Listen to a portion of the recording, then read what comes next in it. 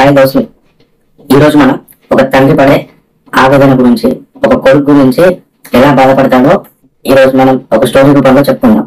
ఒక ఇంట్లో ఒక తల్లి, తండ్రి, ఒక కొడుకు ఉంటారు.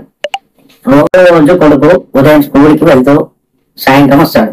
వచ్చేసి బ్యాగ్ పాడేసి, అమ్మా నేను పోతున్నా. ఏడికి బిడ్డ? ఆడుకున్నాను, పోతున్నా దోస్తులతోటి. పోయి అత్త.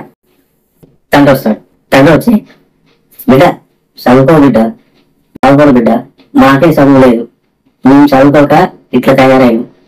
ఆడ కూలి పని, ఈడ కూలి పని, ఏడ పని దొరికితే ఆడ చేసుకుంటూ నిన్ను పోషిస్తున్నాం బిడ్డ అని చెప్తాడు. చెప్తే ఆ కొడుకు తండ్రితోటి, నానా నేను దోస్తులతో పోయి ఆడుకొని వచ్చి చదువుకుంటా కదా అని చెప్తాడు. చెప్తే ఆ తండ్రి, ఇప్పుడు దోస్తులతో ఎందుకు బిడ్డ అని చెప్పేసి అడుగుతాడు. నువ్వు మంచిగా చదువుకొని ప్రయోజకులు పోయి మమ్మల్ని చూసుకుంటానని చెప్పని మేము అనుకుంటాను బిడ్డ.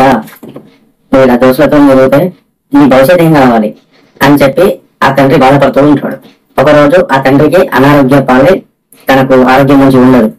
అలా తన భార్య తనను ఒకరోజు చూస్తుంది అన్నట్టు, తన మందులు వేసుకోవడం కానీ అలా చూసి తను తట్టుకోలేక, ఏమైందండి మీకు? మీరు ఎందుకు మందులు వేసుకుంటున్నారు? మీకు ఏమైంది? మాకు ఇంట్లో చెప్పరా అని అడుగుతుంది. అడిగితే, ఏమని చెప్పమంటావే?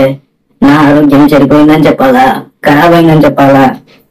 చెప్పి మిమ్మల్ని బాధ పెట్టడం ఎందుకని చెప్తున్నా. మరి మీరు ఆరోగ్యం బాగా లేకపోయినా కూడా పనికి వెళ్తున్నారు కదండి. వెళ్ళగా తప్పుతుందా? మన మధ్యతరగతి బతుకులు ఇంతే, వెళ్ళాలి. ఖచ్చితంగా వెళ్ళి మనం పని చేస్తేనే మనకు పైసా వస్తుంది, కొడుకుని ప్రయోజకులు చేస్తాం అని చెప్తాడు.